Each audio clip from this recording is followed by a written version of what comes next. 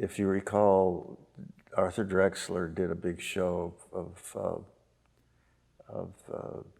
post of the past of great buildings, 19th century. And he did a show at the Modern, and it was stunning. And everybody at that time was sort of looking for an alternate to modernism, which was cold and inhuman, and they wanted, how do we get out of this? And there Arthur presented them with the way out is to go back, and that was called postmodernism, and Philip did the AT&T, Philip Johnson, and then everybody jumped on it. And I remember being in a lecture somewhere, or in a conference somewhere, and they were all talking about how wonderful the new architecture was. And I objected. I said that the postmodern work came from Greek temples. Greek temples were anthropomorphic. And I said, if you have to go back, you can go 300 million years before man to fish. And I just said that because I was looking for a way to express movement with architecture, because I couldn't do decoration. That was postmodern. I was looking for something to replace feeling in a building, to give it. And I think so much of that came from looking at the Greek statues. Well, if you look at the Elgin marbles, those warriors are pressing the shields into the stone, and you feel the pressure, and you feel the horses are moving, and you feel the, and if they could do that with inert materials, I thought, why not see if that could become an architectural direction that would enliven the buildings, humanize them, and create humanity. Because very primitive is the fold, which there have been books written about it, Leibniz and people like that. But Michelangelo spent years drawing the fold. And so, and you know, the reason is when you're a baby, you're in your mother's arms and you're in the fold. And there's something primitive, beautiful, and humanity about it. And I thought the Greeks knew how to express it. Can we do that in architecture? And the fish became, because I used it as a title, or as I said that, I then started to sketch fish. Then I went back to my roots of architecture, which was Japan, and I looked at Hiroshige's woodcuts and the beautiful fish cut drawings and how they were very architectural and expressive. I started looking at the koi ponds and realized that there was something there to look at and emulate and try to play with. I made for Mike asked me to do something, and I made a fish lamp. That was the beginning of it, because the Formica was translucent, and when you put a light behind it, it was beautiful. So, and that led to a fish lamp, which Gagosian Gallery took on for some reason at that time, and sold a bunch of them, and still represents us in fish lamps. So we've tried to take them somewhere and do other things with them, but it's something that seems to continue. I made a fish for a fashion show at the Pitti Palace. And the fashion show was a company that built Valentino and I forget the names, all the great fashion designers. And I made this wooden fish, 35 feet long, and inside the fish was mannequin dressed in a beautiful new garb sitting on a chair, and you can see it through the eyeball. And then some mannequins standing beside.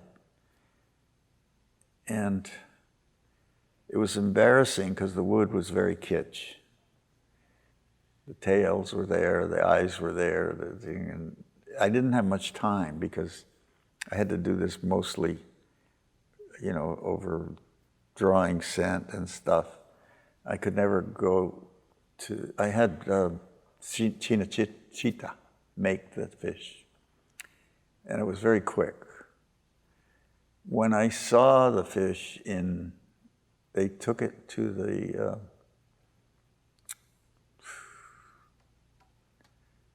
in Torino, to the museum that started there. I can't remember the name, but there's an old castle. They turned it into a museum, and they had a show, and they put that fish there, along with some of my other models in a room. And I walked in and saw this kitsch piece of wood with, it really was. It was so embarrassing. Oy, oy, oy. And I remember standing beside it with the director of the museum at that time, the contemporary guy, a very famous guy, I forget his name, who was not a fan of my work, or he wasn't into architecture, but I was sort of represented maverick stuff. I remember standing beside him, and I noticed that the fish moved. It seemed to move. And I didn't say anything. He said to me, "Hey, can we have a drink?" Sure. I went down to the restaurant, had a drink. He said, "How'd you do that?" So the next thing I did was I did the show at Walker. I cut off the tail, I cut off the head, I got rid of the eyes and everything, made it as abstract as I could, and it still worked.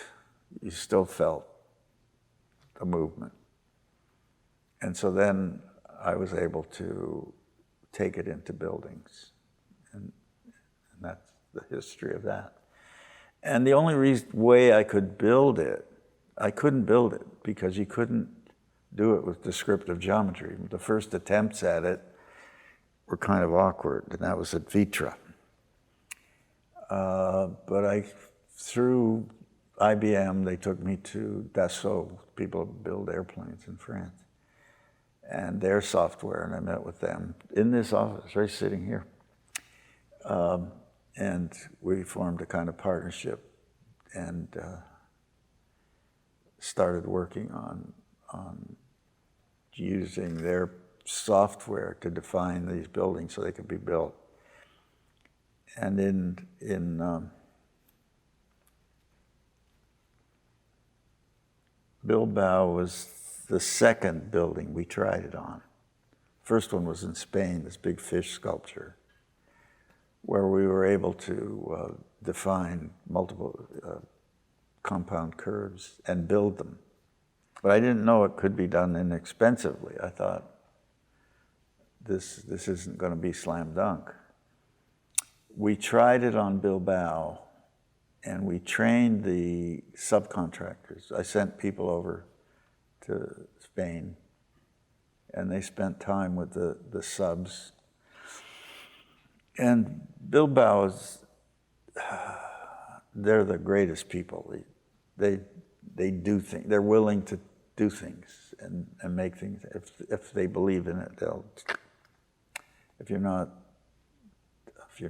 trying to pull the wool over their eyes, if you're straight about what you're doing, it was. So they became complicit in, and we had 6 steel companies bidding on the steel structure, and there were no 2 pieces of steel in the steel structure that were the same. The bids came in 1% spread. That means the documents they were bidding on were tight because everybody got the same answer. And they were 18% under budget. Now, normally, if you get a few bidders, like within 10, they'll be with 6, 5%, 4%, and one of them's under, you won't take that because it's they did something wrong.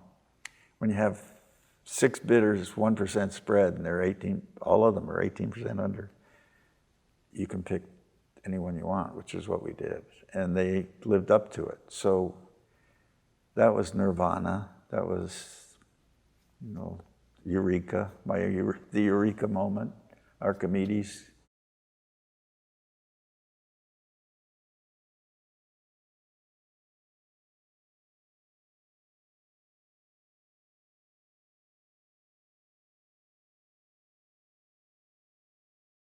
Tom and Carmen were doing a museum there, and that town was designed, and it failed. They couldn't do it. And Carmen, talked to the king about it, and there must be a place, and he wanted to do something for the Basque, so he sent them to Bilbao. Bilbao was like not quite as bad as Detroit, but almost. It was steel industry gone, the shipping industry gone. It looked pretty sad. The people were down, felt bit down. The kids were graduating high school and splitting as soon as they could. And the Basques are really a proud culture. And when they heard about this museum, and this is back behind when I knew, so I don't know the facts, but anyway, they had a site for it in Bilbao, in town, that they wanted to build it. There's an old 19th century building that was, the exterior wall of it was left, so it's kind of like a fence, and then the interior was vacant. I didn't know any of this. I went to Bilbao. I meet the people. They take me with Tom to the site. I look at it, think about it. We go to dinner. I felt very negative about the site, and I didn't know how to express it, or should I express it, or should I say it? Should I talk to Tom about it first? And I delayed it, and anyway, I found myself at dinner sitting next to Tom and having some drinks, and everybody was happy, and clink, clink, clink, and they asked me, "Mr. Gehry, what do you think of the site?" And I said, without a blink, "That's the wrong site." I said, "The reason it's the wrong site is that the wall, the 19th century wall, which fits into the neighborhood perfectly, in order to build a museum like you want, you'd have to tear it down. And that would destroy the continuity of the neighborhood. And I think it's a beautiful relic. You shouldn't tear it down. And you can find other uses for that site that are more communal with that wall, can work with it." And I was sitting there as I was talking, thinking, when's he going to kick me? And he never did. And so it went over like a clunk, right? There was this sort of clunk. Gehry came in, clunk. But they were nice. They took us up on the hill overlooking the city. We had a few more drinks. Everybody was sort of, "So, okay, if you don't like that site, where would you put it?" By then I had a pretty good feeling from Pacharan and whatever they drink, just poured down my throat. And I said, I saw this bridge and I saw this site with a brick factory and it looked derelict. And I don't know what got in me. I said, there. Now, I don't usually do things like that. I would have taken, if I'd, in another circumstance, I would have taken more time and said, let's study this one, let's study this one. I brazenly said there, right at the bend, right by the bridge. And you could see from the hill looking down that there was a straight line view to City Hall across the river. I don't know how much of this I really was aware of when I said it, and they said, well, that site can be acquired. It's a derelict factory, and the city would have to try to buy it. It's probably expensive. They made up all these excuses. And Krenz supported me and said, if we could do that one, that's one of the best sites. And he said that he had been running along there in the mornings and picked that site as well. And apparently the people that he ran with said, yes, he did. So he wasn't making it up.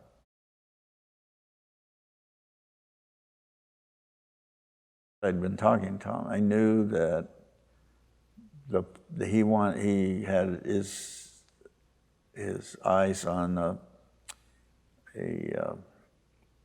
Flavin piece that was 400 feet long that Panza owned. And I saw it in action at Count Panza's villa or wherever he had it. When you turned it on, the lights went on. It was like static. It was like gunfire went tick, tick, tick, tick, tick, tick, tick, tick, and went on for about 10 minutes as it lit up across the room. It was quite beautiful. Dan Flavin wasn't really known for kinetic work. His stuff is beautiful, but mostly if it's fixed. It was about perceptual relationships, and this was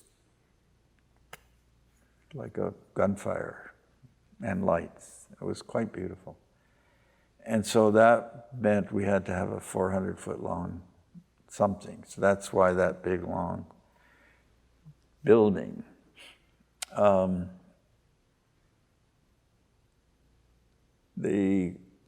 Tom talked to me about, I think he was able to talk to everybody. So he had a meeting with all the contestants and told us what he was dreaming of and thinking about. In my case, I think they were different. He tailored it to what he thought each person was really in. In my case, he said that if I want the galleries to be more sculptural, less rectilinear and traditional, that he would support that for living artists.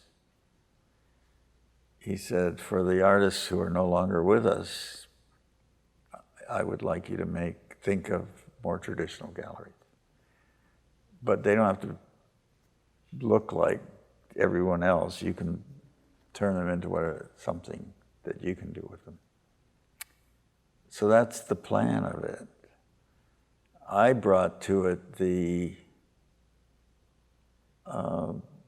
inclusiveness with the city, so that as you walk from gallery to gallery, you're always looking out at the city. And when you get to the center, you're like in a space that's part of the city.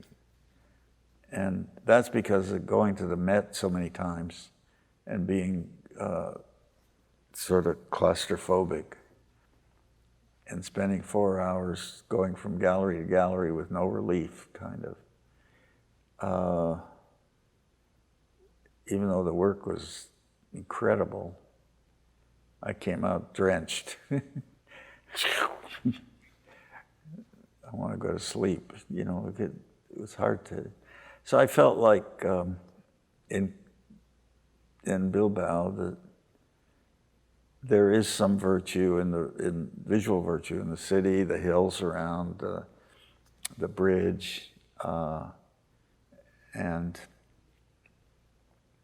I assumed that they would clean it all up eventually, which they did, and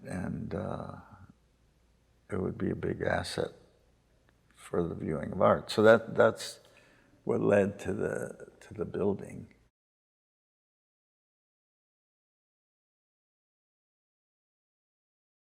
I had my first meeting with the official meeting with the city when we were selected.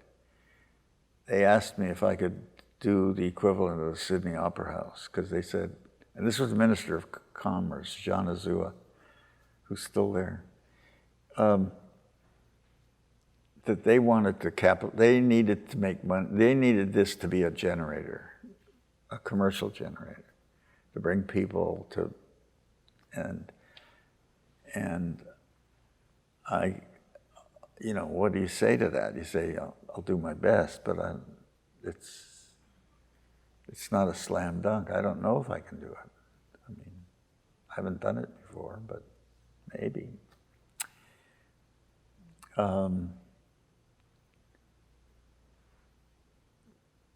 When the building was being built, the city was skeptical. And there was one article in the paper, "Kill the American Architect," that made me nervous. Separatist thing was going on. And they didn't like the idea of somebody coming in from Mars, and they didn't understand what I was doing. This jumble of metal and stuff. What are you doing? It's only after they saw it, then everything clicked, and I could live there for the rest of my life for free. If anybody sees me, I was in India somewhere, in a plaza, and some lady saw me. There was a group of tourists from Bilbao. I didn't know they were over there at the court. And she saw me and she said, "Gehry, Gehry." And they all came running, and I was like the Pied Piper.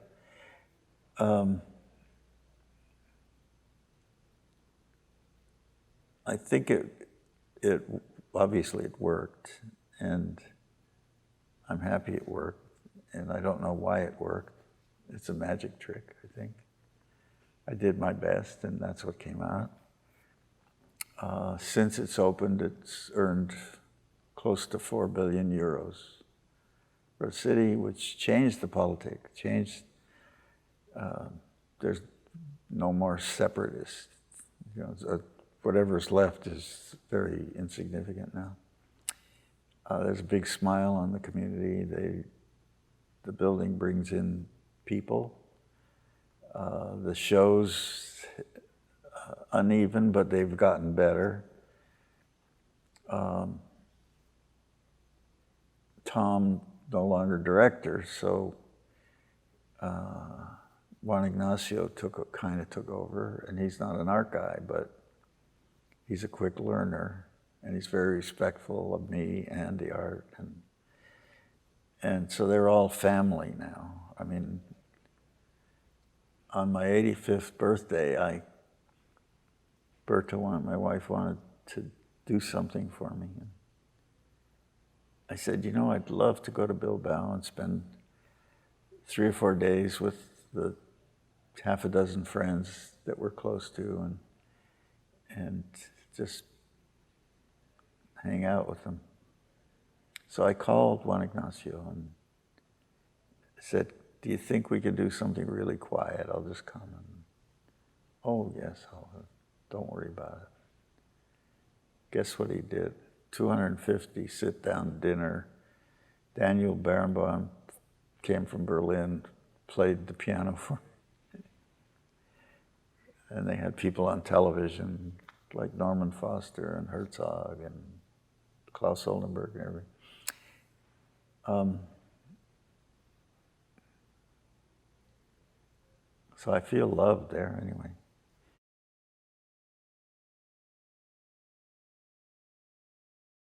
When you do a public building that has a board and people on it, there's always somebody on the board that's a builder that knows how to do everything better than the architect. So you have to go through all of that. I mean, when I first showed the model, they brought a contractor who was the biggest contractor in LA, and I finished my presentation, the board clapped, they loved the drawings and everything. They turned to him and said, what do you think? And he said, in my office, with me present, it's beautiful, but it can't be built. Well, it's there, and he's not. So I think you got to come with reality. You know, when you're thinking like this, when you're having, you got to make sure it's right and it can be built. You got to make sure it's budget conscious. I mean, nobody knows this about Disney Hall. It cost $207 million, period. That was the budget, and we made it. When they talk about it, they add all the other costs that they screwed up in there over the years that it was mismanaged by people that the Philharmonic trusted. So, but the real budget was 207, and so I'm very budget conscious. That means a lot to me, to be able to look a client straight in the face and say, here's what you asked me for, here's the money you told me you had, and here's what it looks like. Now, in the period of design, they can add to it, I mean, or subtract, say,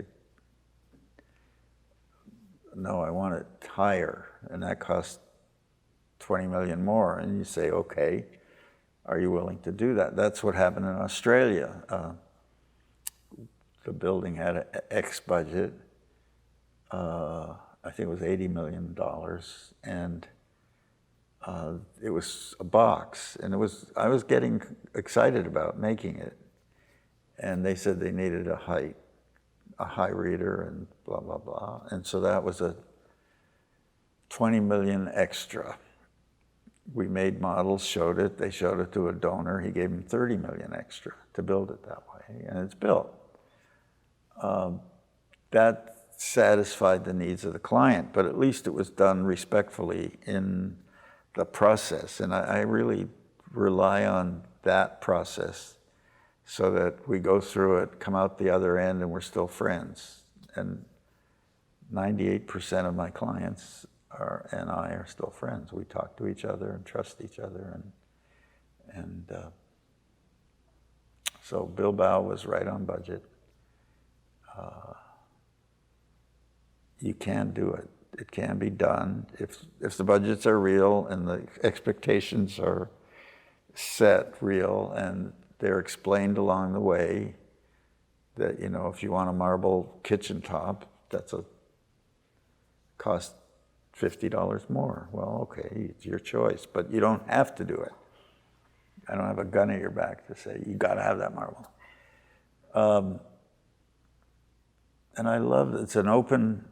I don't know how many architects practice like I do. I've always assumed they did, but clients tell me they don't, that we're kind of unique that way.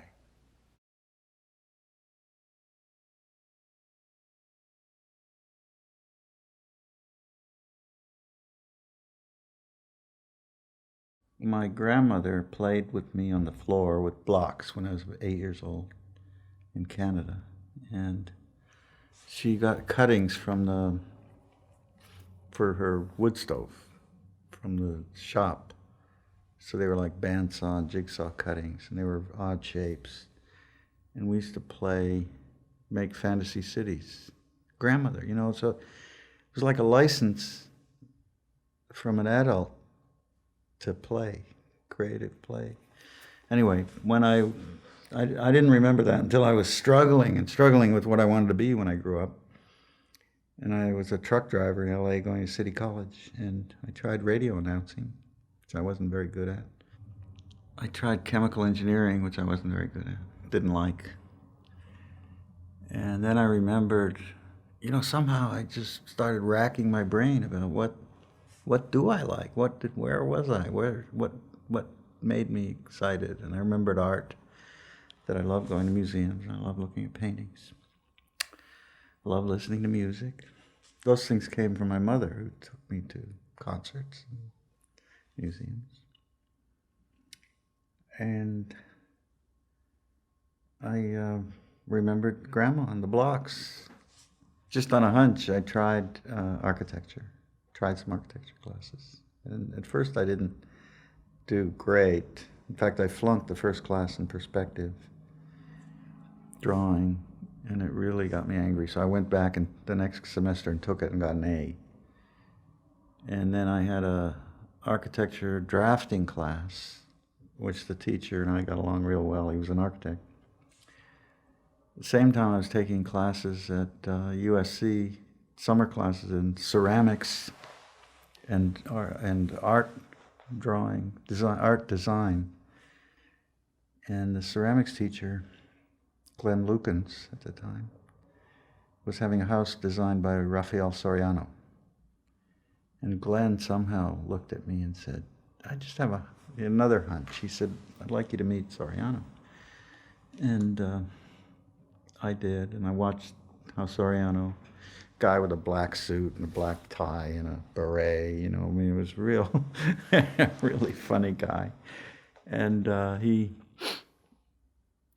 but there was something about it that excited me. Maybe the drama of it, maybe the theater of it. And he knew what he was doing. He was he was very Miesian. He did very stark things, and that all excited me. And based on Glenn's recommendation, I took a class at night in architectural design, and I did really well. And I was skipped into second year. I couldn't afford it, but and they didn't have scholarships for architects, but somehow I worked and got through. And once I got in it, I was off to the races, except in the first half of second year, my teacher came in, called me in and said, this isn't for you, you're not going to make it. And somehow I worked through that. And that guy works at the airport. I see him every once in a while, the teacher, but and he acknowledges his mistake, of course. But it's I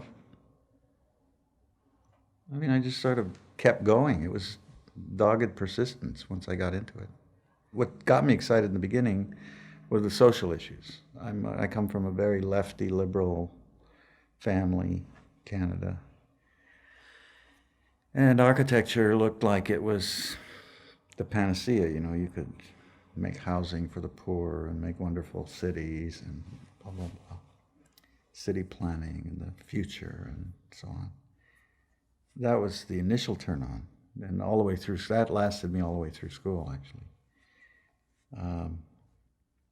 When I got out of school and started to I hit the brick wall that you can't do any of that. It doesn't exist. You can't do it. There's no clients for social housing in America. There's no program, no nothing. City planning, forget it. It's a kind of bureaucratic nonsense. It has nothing to do with ideas. It only has to do with real estate and stuff, and politics. So, and I used to say, I don't want to do houses for rich people. I always said that through school. I'm just not going to do that. But I started to find some excitement in the forms, the spaces, the being able to conceive of something and then see it built, and the process of building, the working with the craftsman, or lack of craftsmen is more likely, but trying to an energy, and it's a mind game too. It's trying to get these people motivated, and I guess it's like directing a movie. It's similar, except there's legal implications times jillions. But it's a really exciting when you get to the level I'm at now, where I have a lot of freedom. I don't get a lot of projects, but I get enough, and when I do get them, usually people want what I'm doing, and egg me on to explore things, and that's exciting. And then the social thing comes the back door. At the end, you realize you get some power because of the work to then address the social issues, not in a global sense, but in your own environment, your own immediacy. And so that's gratifying. It did come. That you do get a little bit of power to say things and do things.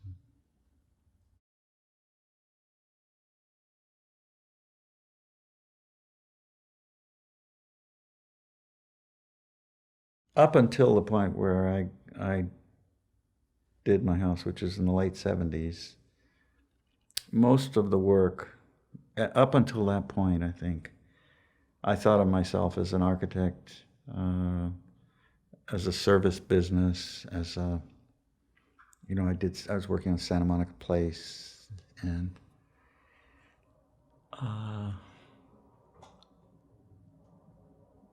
but I hadn't had much freedom to really do things. And for the first time, even though it wasn't a lot of money, we only had like a budget of $50,000. I was able to do what I wanted, exactly what I wanted, and explore and play and do things. And I realized that I couldn't go back after that. And my office changed at that point. The clients that we were working with all left. The house finished it. One of the major clients said to me, the first Santa Monica Place, said, if you like this, he was sitting in my living room, he said, if you like this, then you don't like that. He was pointing to Santa Monica Place. And I said, yeah, you're right. And we shook hands and decided not to work together anymore. We never have. That was the Rouse Company in Maryland. I liked them too, but it wasn't going anywhere. My house was strange. I mean, some of the things I did, like the chain link fence, it wasn't about what people thought it was about. The chain link fence was, so much of that material is made and used, absorbed by the culture, and there's so much denial about it. I was fascinated by the denial, and I was trying to humanize it, so if you're going to use it, at least find some way to use it right, or aesthetically more pleasing. Well, that backfired on me. Everybody thought I was making some kind of great sticking in the ribs kind of thing about. Also, the house was me trying to find my middle class self in a middle class neighborhood. How do I relate to this? I guess I'm here. I'm with them. They have their cars on the front lawn. They have chain link. They have corrugated metal. They have all these things. How am I going to? I dealt with it. But when I dealt with it, it was like the neighbors thought I was making fun of them, which I wasn't. Well, I bought an old house and I put a new house around it. I got interested in the dialogue between the old and the new, and trying to sculpturally create a new entity, but that retained the qualities of the new as independent and of the old. I set myself goals like that when I started, so I kind of pulled it off with I also wanted it to be seamless. that you couldn't tell where it began and where it stopped. And that was very successful, and that was the power of it. In fact, critics would come in and say, would look at a rain spot on the plaster and say, is that on purpose or not? They thought they were maligning me, and I thought that was just that's exactly what I wanted them to worry about. But recently, I had to remodel it again because my kids are grown up and we needed to. So 10 years later, and I couldn't be me as I was then, and I couldn't tear the house down, start over again, which is artistically would have been the right thing to do. I couldn't sell it because it wasn't saleable. So I had to fix it. And once you did, it was like unraveling the sweater, because what you see now, if you go there now, it's not seamless. You now see the old house and you see the new house. And I couldn't hang on to it. And I realized I was losing it. In fact, I had a dream. I was hanging on to some parts of what I did in '78 for dear life. And I realized they weren't with the new stuff, they weren't working. Some of this I played, because it was my house, I played out as we went. I don't do that often, but in this case, I did some of that. And I had a nightmare that a helicopter crashed into a Zeppelin, and the helicopter had a woman in a pink dress, and my house is pink outside, flat against the hell, and she came crashing down on me in the street, and I pulled my mother to safety. And I realized when I woke up, it was about my house, that I was losing it, and that it made me resolve that I could go forward somehow. I don't know why, but it's kind of mystical. But I did. I cut out all the stuff that I was hanging on to, and after that I slept. It was wonderful. So something was going on. It was a panic of losing something that I'd really worked on. And now it's becoming something else, but it's not as good as it was. It's not. I know it isn't yet. It will be, I hope.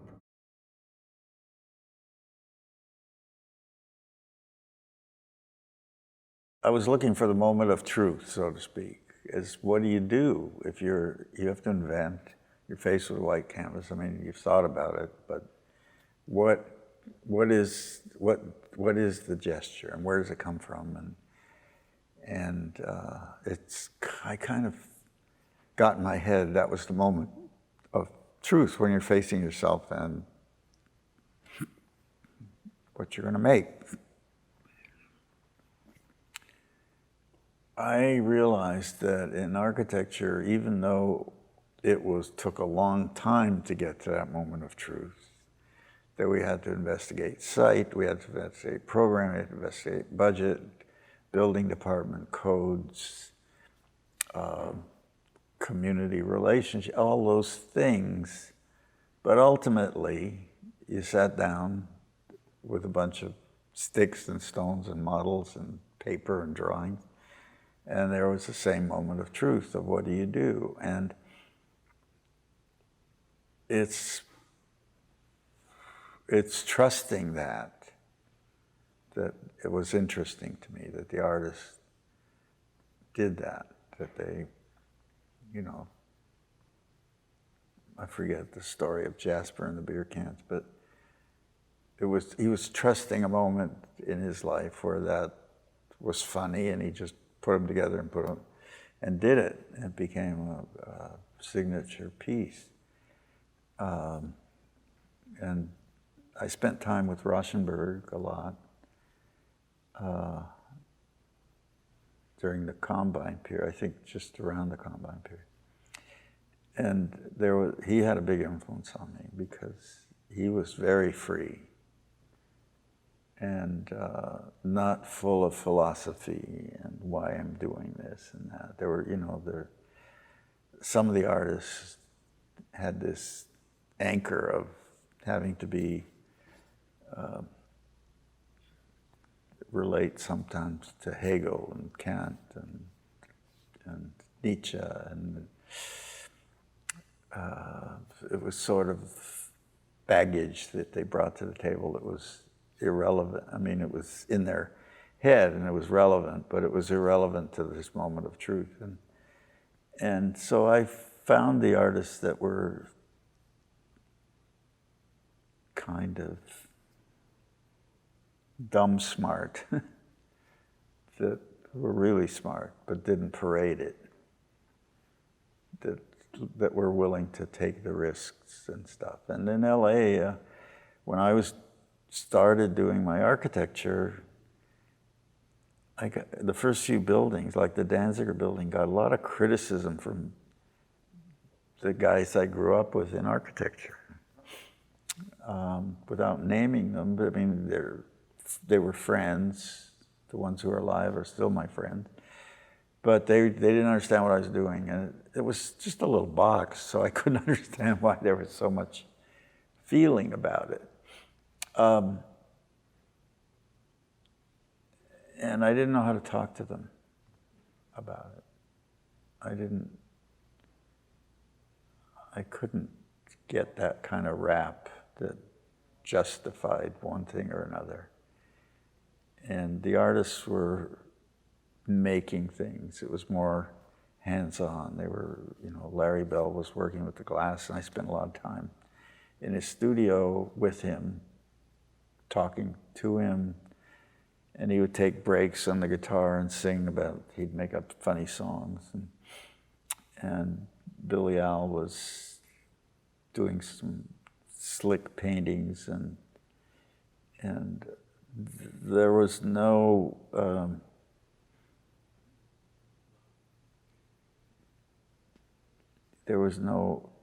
off-putting discussion. I mean, it was pure.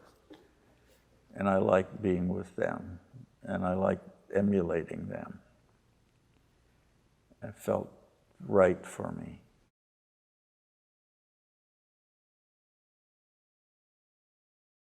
I was doing Jay Chiat's building in Venice, and there was a centerpiece that I was working on. I was trying to make it a 3-piece kind of facade. And the centerpiece was elusive for me. And I was at lunch in the office with Jay here. There's Jay up there. He was here, real. And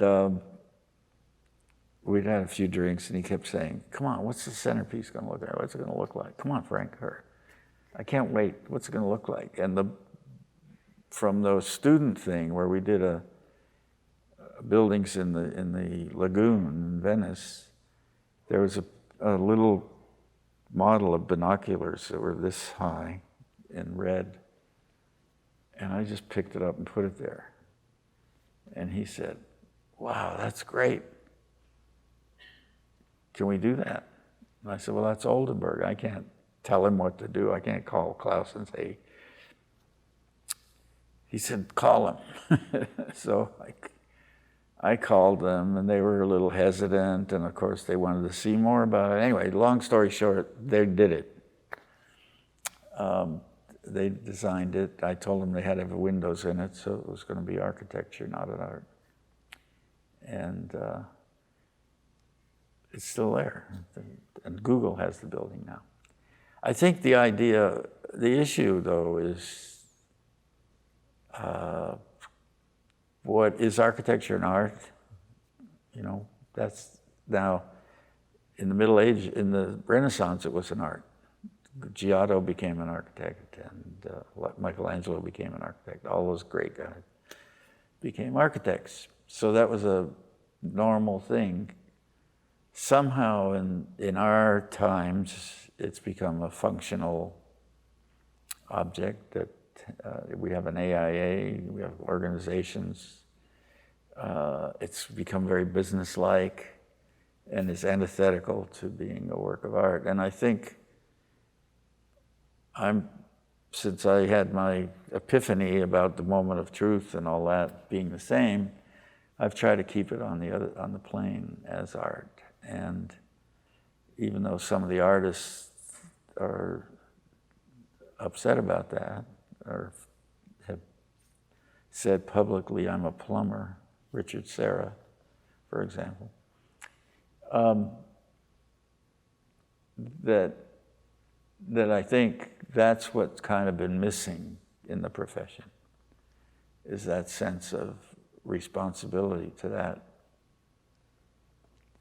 ethos or whatever it is, that the buildings, you have a responsibility to make a beautiful building. It's become critical now because the prizes given to architects now a lot of them are given for social responsibility or for sustainability issues.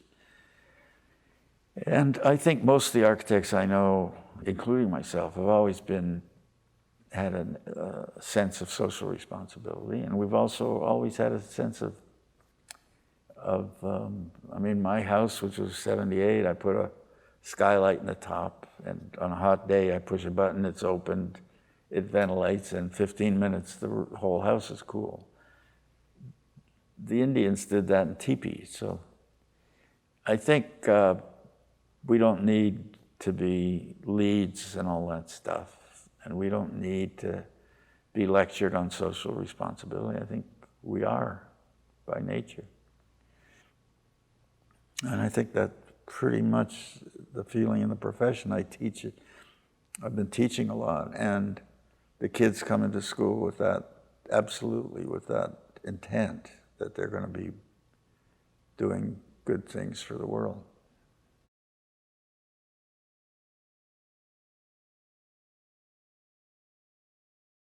The nice thing is you can just pick a piece off and throw it away if you don't like it.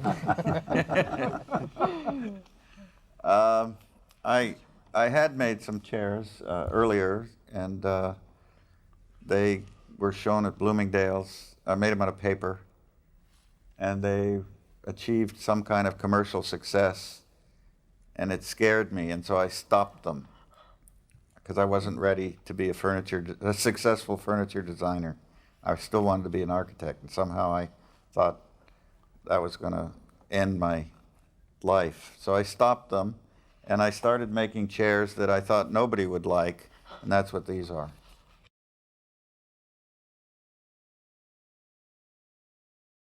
There is a range of creativity possible, and I think it behooves us to explore that envelope and push at it, and it comes out of an intuition, or a learned intuition, I guess. You study a long time till you can do it, but it's from looking around you, it's from understanding what's happening in the culture, what's happening in the world.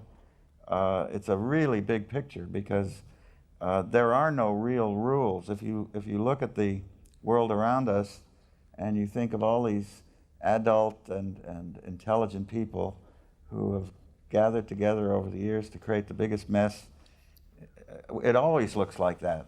Whatever period. It looked like that when I was a kid, it looks like that now, and yet somehow we muddle forward and make things. So out of that comes inspiration, believe it or not, and leads to ideas. For instance, I've been interested in the sense of movement in architecture.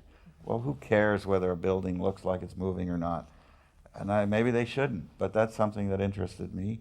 Maybe it comes from the fast society, the fast world around me that I'm trying to make some kind of connection to. Mm-hmm. So I think there's a lot of, you just got to keep your eyes open, keep your ears open, and understand what's going on, and then play with it, and move with it, and make your expression from that, grow from that.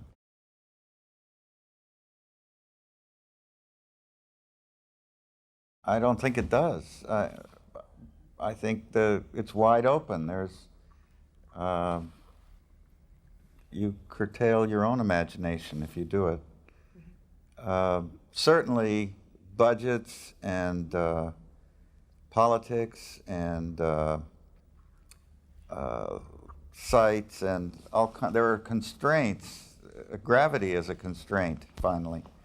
But those are, to any artist, manageable. Every artist confronts a series of issues that are constraints. Those constraints are then turned by the artist into a positive force to make something, make their mud pie, whatever it is. And I think we learn to do that. So I think we make it, I mean, when I had a house recently with no constraints, and I had a horrible time with it. I had to look in the mirror a lot. Who am I? Why am I doing this? What is this all about? What is the social relevance of this? There was none. I couldn't. And finally, the owner gave me a quote from Oscar Wilde, I can't remember the quote, but it was, in essence, that everything didn't have to be relevant. You could make a folly, and that there was some value in that. And then I lived on that for a while and made the so-called folly, which he's not going to build anyway. But I think we turn those constraints into action.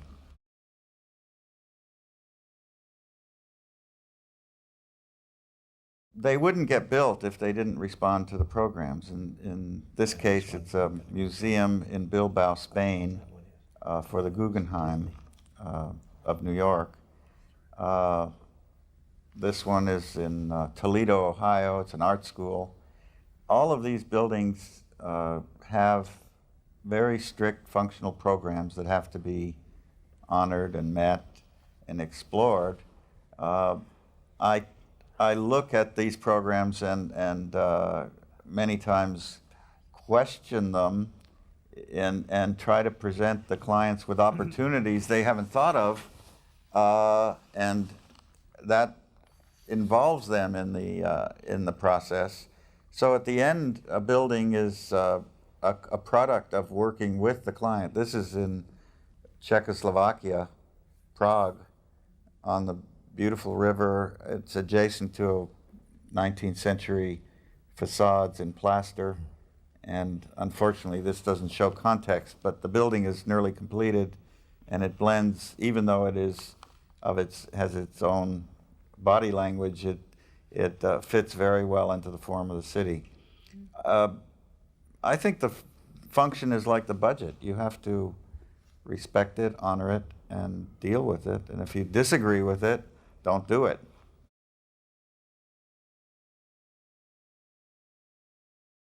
I'm very concerned with that issue today. In Seoul, Korea, I'm doing a museum on a very tight urban site surrounded by half a dozen of the worst high-rise towers I've ever seen, the worst copies of American commercial architecture.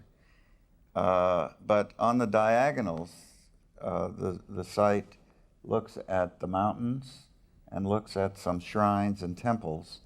And one of the shrines, Chongmyo, which I'd never heard of, is it's got to be at least in the top 10 building ever built on this earth, and not many people know about it. It's an extraordinary building, and it's within view of my site, just like these other. The inspiration, how do you fit in? How do you fit in contextually? How do you make a building? And this is something I believe, even though the buildings, the bad buildings, are there, they're built, they're there by human beings, and there has to be a certain accommodation to them, not to ignore them. You can't ignore them. And how do you, so this is a kind of an American image transplanted, and yet there's this landscape and these beautiful shrines. and how to make these connections. And sitting right next to my site is a palace, a one-story Korean palace, and a 19th century two-story building. That's not very good, but it's a protected building. All of these elements will, I'm trying to gather them into my head and use them in some way. And then this building is a museum. It has a function. It has galleries and will show international art. So it's an international, has an international requirement. And then you get into all the requirements of showing art and galleries and so on. In the end, I think the historic elements of the culture, the strengths of Korea, which at this point I think have to do with gardens and landscapes, because most of their buildings were torn down by invaders over the years. And how to recapture and how to understand culturally, how to understand the needs of this community that needs to find a pride in art again, because it was destroyed for them. And they're trying to search for that. And so I'm looking at all of those things for this building. Now, will I succeed? I don't know, but I have to be interpretive. I have to bring all of those elements in, the history, the current, the present, the chaos.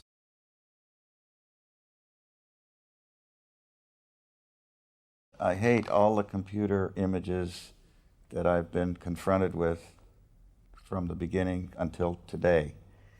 However, since I've gotten involved with buildings that have shape to them, that are very difficult to describe to a contractor, to a builder, I've made a relationship by some circuitous route through IBM to the people in France that make the Mirage airplane, Dassault. And they have a software or a program, Chiat, that for making airplanes, that allowed us to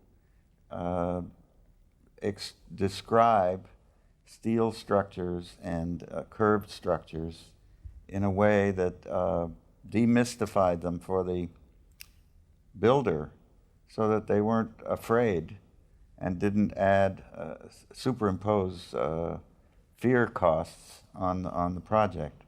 And we've been very successful in that, and I think it's turned the tide. In other words, most architects and contractors are in mortal battle from the day they start. The contractor's scared of the costs and losing money, and the architect is pushing to get his or her dream to fruition, and they're in conflict. And this I found through this funny gadget that the architect can become the master builder, can become the leader, can direct the project, and the contractor likes it. They would rather be the child in the equation than the parent. And they'd rather have the conceiver take a parental role. So it's through this technology that I've found in a few projects now that it's been very possible to change that relationship in a positive way for everybody. I did, in the course of working with it, get into trying to design on it, even though I hate the imagery. And I likened it to like putting my hand in the fire and seeing how long you could keep it in there before I pulled it out. So I would sit at the thing. It took about 3 minutes or 4 minutes before the fire got too hot and I'd pull it out. But in that I did design a form that I'd never had before. It looks like a prehistoric horse's head skeleton. So maybe I'm getting into Deborah's area. But it was interesting. I think it is possible. I think it's just a training thing, and if you're aware that, that you're putting your hand in the fire for a few minutes.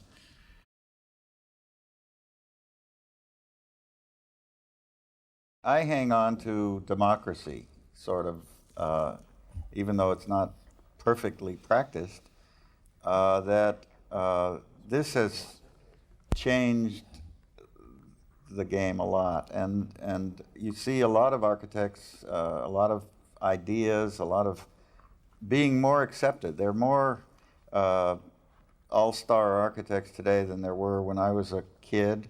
There are many different kinds of work, signatures in work, and we do coexist. I like Bob Stern's work a lot, and so we can be different. We can coexist, and it is we're finding a way to make. We're going to have to find ways to make cities that express that. They can't be the historical, idyllic 19th century model anymore, because we're not living like that anymore, and our world isn't like that, and we're finding ways to move forward while learning from the past. You don't ignore it. You don't destroy it, but you build from it. But I think pluralism is the most optimistic. That there is now many ideas, many possibilities, and then how do you bring that together into a new city form? You just do your work, and if somebody likes it, you like it, and if they don't, you don't try and sell them on it.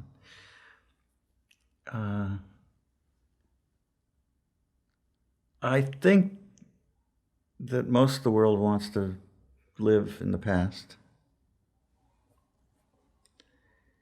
And I think it's going to catch up with us at some point. And I don't know when that's going to happen. Maybe it's my fantasy. Maybe I want it to happen because I'm tired of it. I think we should start living in the present and trying to deal with it. It seems like it would be much more positive.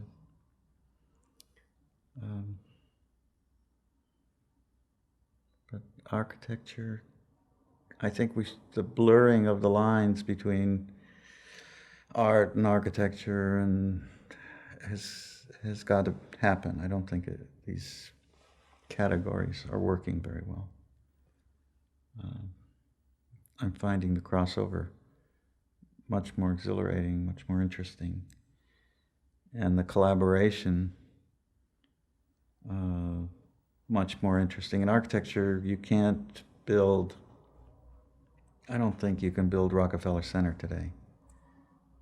It represents a different politic, a different ethic, a different idea. I think that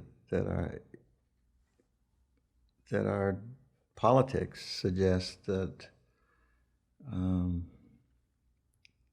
many ideas can coexist, and the richness of ideas coexisting interests me, and it's led me to collaborating with other architects, with other artists, and I find that exhilarating and very fruitful, very things happen. I just collaborated with Philip Johnson and Oldenburg and his wife and Richard Serra and Larry Bell.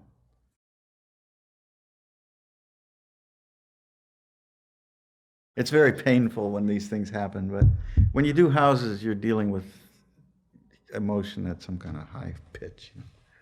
So I never expect much, but this one got pretty good, where it was like a chess game. I had the biggest piece of it. It was my project. I brought them all in. And Philip got a little guest house. And he made his move on the guest house, and then I would play against him. It was like a chess game, and he's so brilliant, this guy, that he could preempt my trajectory. He'd get me just before I made the move and do it. And then Claes, had done stuff before that had seeped into my head through the binoculars and stuff like that. So some of the shapes, after the fact, I could recognize were coming from way back somewhere in that relationship. And those shapes turned on Richard Serra to do a new kind of piece, which came out of the house. So there was this play happening. And when you see the whole package, you can see the energy. It's not, I mean, if it was built, it would be really clear. I don't know how clear it is, but we all can feel it. We can see it. And that's kept us going. And that's pretty exciting. That's really taking the best guys people you can get and upping the ante a lot.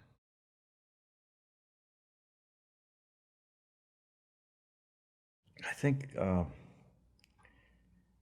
there are all kinds of architects. So one of the problems, the schools create architects supposedly like people like me. That's the whole thrust.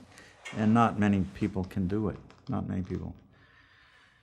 So there's all kinds of, and I think the educational thing has to change a bit so that you allow different kinds of architects to evolve. Because when you get in practice, you need all these different skills. It's not something you can do yourself. So I think that having an open mind about the kind of collaboration with people is important. If you're the Lone Ranger, it's a little bit harder, I think. I think the iconoclast that you suggest, the fountainhead, it's hard to exist in the context of our politics now and our world.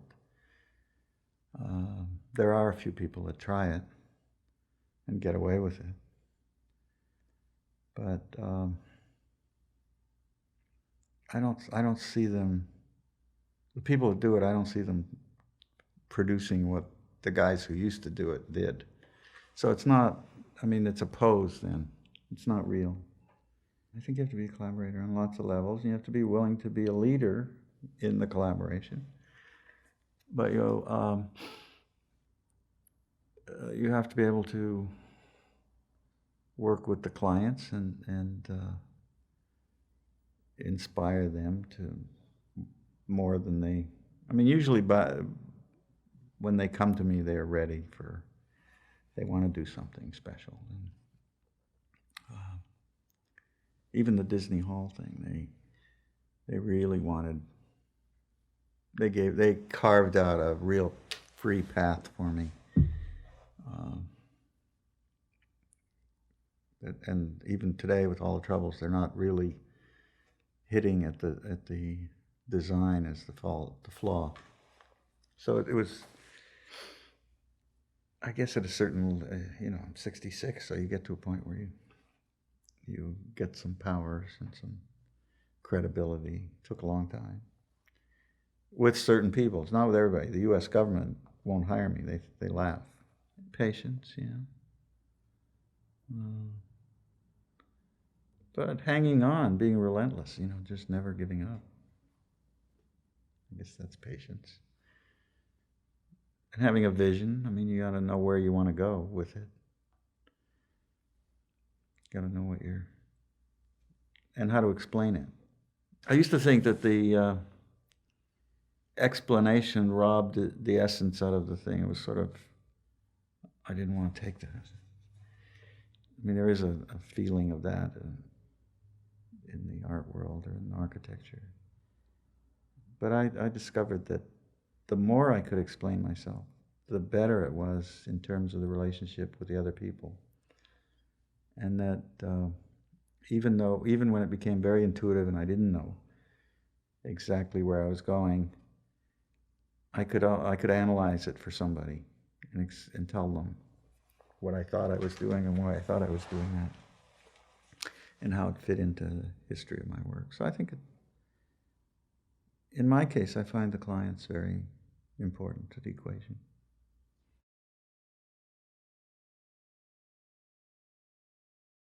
I also create crises myself. As I'm working, I'll get finished and feel very satisfied about the direction something's going. And then a day later, I find in my head, I figure out some kind of missing link, something wasn't aware, that unnerves me. And then it blows it all up in my mind, and I come in and I'm very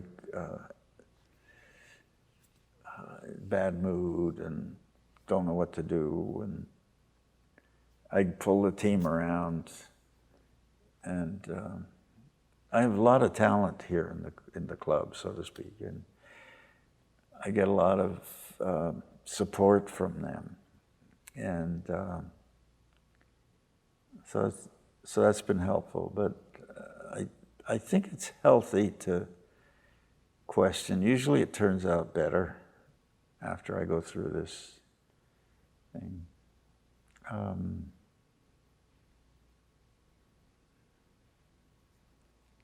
I'm searching for, you start on a track with the beginnings of an idea, and then I'm searching for how to manifest it. And I try a lot of things, and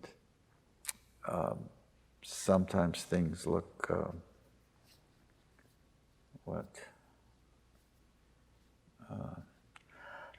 like I've seen them before, or they feel lacking in importance or integrity or whatever stuff, whatever yardsticks I have in my head that I keep applying. And they change too. I think the clients, doing the Facebook stuff is changed a lot of thinking about an office environment that I think will be emulated. I think people are starting to look at what we're doing because it's freer. It's like what my office is out here. Zuckerberg came here, saw this office, and said, "I want that." I'm more critical than any of you guys could be. But the thing I don't like is the cliche thing that the latest one was on Bilbao. They had a list of all the great buildings of the century, and Bilbao's there, and there's a little thing, and it says, it's a great building. Of course, it's messy, and of course, it's wasteful of materials and egregiously over spatial. Says something very negative, and the person that wrote it, I called the editor and I said, "Prove it. I challenge you to prove it." And that's the kind of stuff and the New York Times gal does that all the time. And I think there's a snarky reporting, which you're aware of, I'm sure, that is not appreciated. That doesn't do anybody any good. We can be critical. I like to hear people's criticism. If it's not snarky, if it's not and if it's not based on some kind of, I don't know what, feeling that's pro forma. Frank Gehry did the building, therefore it's got to be wasteful, therefore it's got to be expensive.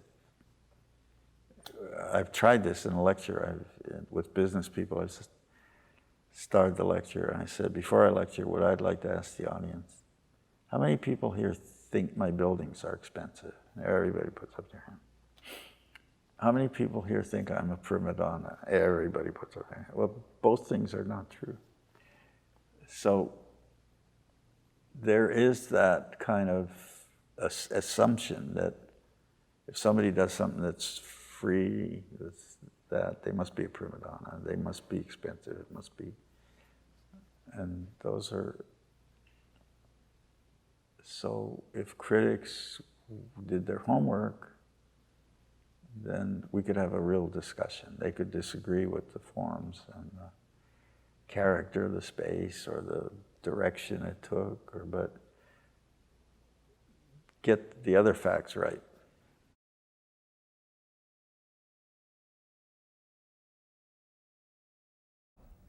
I think there are a lot of ways to be an architect, and math is certainly an important part of it, but there are a lot of different areas in architecture, and the schools have a tendency to develop an architect trying to make the stars, but all of us need a lot of help from a lot of different kinds of people. So I think, first of all, you have to love architecture. If you love it more than anything and you want to be part of it, then you find your particular niche or your way of dealing with it. And it may not be the same way I deal with it. It may be the working with research into planning and housing, and it may develop into the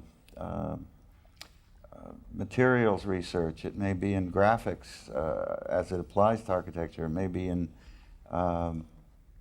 the presentation of architecture. There are so many parts I can't enumerate, but I think it's a broader field. A 9-year-old kid came to my office the other day. He was doing a paper for his class on architecture, and he said, "How do you know? How do you know when you want to be something like an architect? How will I know?" And I said, "What's your favorite thing?" This just popped out of me. "What is your favorite thing that you do?" And he said, "Well, I love the sleepovers at my house when I can stay up late with my friends." And I said, "Okay, when you love architecture as more than that, then you'll know it's the right thing." Just, it's an awesome thing to come out and look for a way to make a living and to get into the world.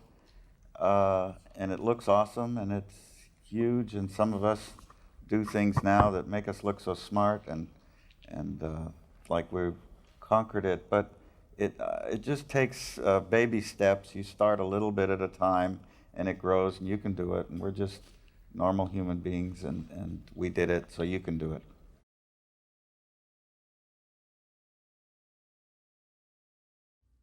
It's the same as the Canadian dream, I think.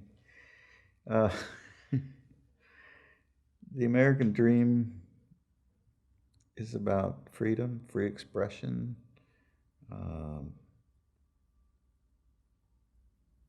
melting pot ideas, exchange of ideas.